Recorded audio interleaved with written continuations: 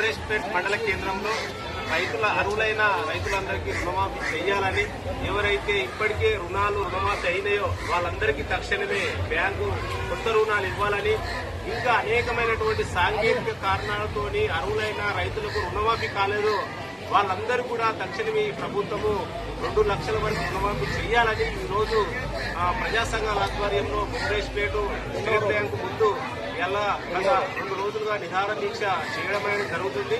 వాస్తవంగా కాంగ్రెస్ ప్రభుత్వం అధికారంలోకి వచ్చే ముందు అంటే వరంగల్ డిక్లరేషన్ ఏదైతే రైతు డిక్లరేషన్ లో చెప్పినట్టు ఏదైతే కాంగ్రెస్ ప్రభుత్వం హామీలు ఇచ్చిందో హామీల ప్రకారము రైతులకు ఇచ్చినటువంటి ప్రతి ఒక్క హామీని కూడా తక్షణమే దేశంతో కాంగ్రెస్ ప్రభుత్వం అమలు చేయాలని మేము ప్రజా సంఘాలుగా ఈ ప్రభుత్వాన్ని డిమాండ్ చేస్తున్నాము. కానీ ఇప్పటి వరకు రైతులకు సంబంధించి చాలా మంది రైతులు ఎవరైతే 3 దఫాలుగా రైతులకు సంబంధించి రుణమాఫీ అని చెప్పారు. ఒకటి ₹1,00,000 అట్లనే ₹1,50,000 వరకు అట్లనే 2 లక్షల లోపు ఉన్న వాళ్లకు అని చెప్పారు. అదే రకంగా 2018 డిసెంబర్ నుంచి ఇది మొత్తం కూడా క్యాల్కులేట్ చేసుకున్నటువంటి పరిస్థితి ఉంది. ఇందులో చూసినట్లయితే ఏదైతే రేషన్ కార్డు లేని వాళ్లకు ఇప్పటి వరకు కూడా రుణమాఫీ రాలేదు. కానీ సీఎం మాత్రం రేషన్ కార్డు లేని వాళ్లకు కూడా రుణమాఫీ చేస్తున్నామని అధికారికంగా ప్రకటించారు. అదే రకంగా ఇంకా చాలా చిన్న టెక్నికల్ ప్రాబ్లమ్స్ కూడా ఇవాళ చాలా మంది ప్రతి గ్రామంలో చూసుకున్నట్లయితే 50-60% మంది రుణాలు మాఫీ కానులు ఉన్నటువంటి పరిస్థితి ఉంది. అదే రకంగా ఇంకా కొంతమందికి గతంలో ఏదైతే పేదలు డబ్బులు లేక రైతులు రుణాన్ని రెన్యువల్ చేసుకోలేరు వాళ్ళకు కూడా రుణమాఫీ కాలేనటువంటి పరిస్థితి ఉంది. అట్లనే ఏదైతే ₹2 లక్షల రుణమాఫీ అయ్యిందని చెప్పుకుంటున్నారు. కానీ ఇప్పటివరకు కూడా బ్యాంకుల రుణమాఫీ అయిన వాళ్ళకి ఇంకా బ్యాంకుల డిపాజిట్ కాలేవనే పేరుతోని కొత్త రుణాలు ఇస్తలేరు.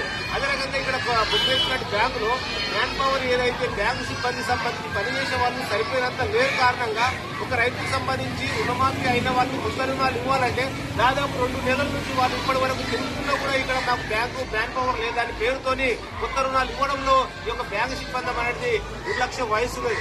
కాబట్టి ఈ కాంగ్రెస్ ప్రభుత్వం సీఎం రేవంత్ రెడ్డికి మేము ఇలా సూటిగా ప్రశ్నిస్తున్నాం. ప్రజా సంఘాలుగా నీకు చిత్తశుద్ధి ఉంటే ఏదైతే నిజంగా రైతులకు సంబంధించి రుణమాఫీ చేయాలంటే ఎవరైతే మాఫీ అయిన తక్షణమే 2-3 రోజుల్లో వాళ్ళకంతా కూడా కొత్త రుణాలు ఇవ్వాలని, లేకపోతే నీ సంగతి తెలుసమని రైతులందరూ కూడా ఇక్కడ దీక్షల మీకు ప్రభుత్వాన్ని హెచ్చరిస్తున్నాము.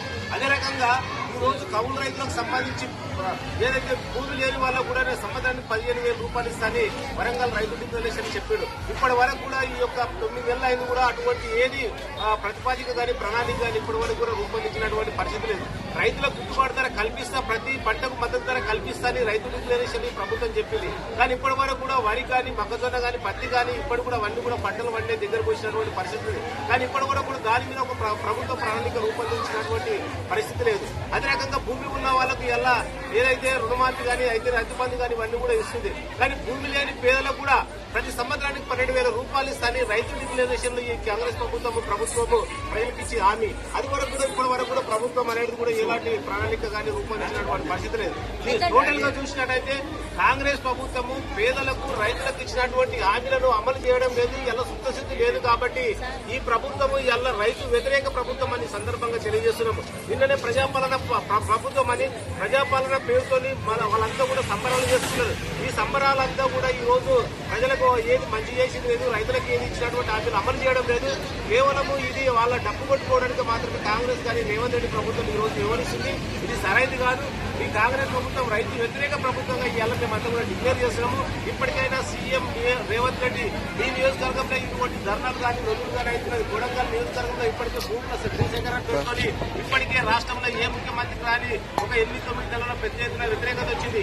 అందుకొరకే ఈ ప్రభుత్వం రేవంత్ రెడ్డి నిజంగానే వచ్చే ఎన్నికలని మళ్ళీ ఈ యొక్క నియోజకవర్గం నుంచి పోటీ చేసి నిలబడాలంటే ఖచ్చితంగా రైతులకు ఇచ్చినటువంటి హామీ కానీ ప్రజలకు ఇచ్చినటువంటి హామీలను కానీ తక్షణమే అమలు చేయాలి. అమలు చేయకపోతే వచ్చే ఎన్నికల్లో నీళ్లు పాతాళానికి రైతులంతా కూడా తొక్కుతారని సందర్భంగా ప్రభుత్వాన్ని హెచ్చరిస్తున్నా గమనించుకోవాలని, ఇప్పటికైనా ఏదైతే డిమాండ్లతో రైతులు ఇక్కడ గత 2 రోజుల నుంచి కూర్చున్నారో వాళ్ళ డిమాండ్లను తక్షణమే నెరవేర్చి ఆ రకంగా రైతు సమస్యలు పరిష్కరించాలని, లేకపోతే వచ్చే ఎన్నికల్లో గుణపాఠం తప్పదని తెలియజేస్తూ ఈ యొక్క కార్యక్రమంలో ముఖ్యంగా మన SC/ST/BC మైనార్టీల సంఘం జిల్లా అధ్యక్షుడు చంద్రన్న గారిని, సిఐటి జిల్లా ఉపాధ్యక్షుడు చంద్రన్న, అట్లనే అంబేద్కర్ విజ్ఞాన వేదిక జిల్లా మన తాలూకా అధ్యక్షుడు రమేష్ అన్న, అట్లనే MRPF అధ్యక్షుడు మన అన్న సుభాష్ అన్న కానీ అతని కేపీఎస్ నాయకులు కల్పన్న కానీ అట్లనే లక్ష్మణ ఎన్హెచ్పిఎస్ జిల్లా అధ్యక్షుడు సూర్య నాయక్ మిగతా ప్రజా సంఘాల నాయకులు అందరూ కూడా ఉద్యమకారుల ఐక్యవేదిక జిల్లా అధ్యక్షుడు ఎర్రపల్లి శ్రీరన్న అదే రకంగా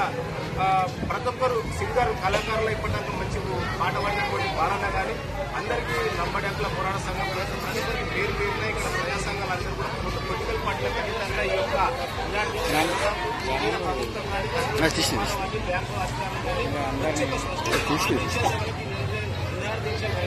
కొనసాగుతాయని ఇక్కడ పాల్గొన్న రైతులందరూ కూడా ధన్యవాదాలు.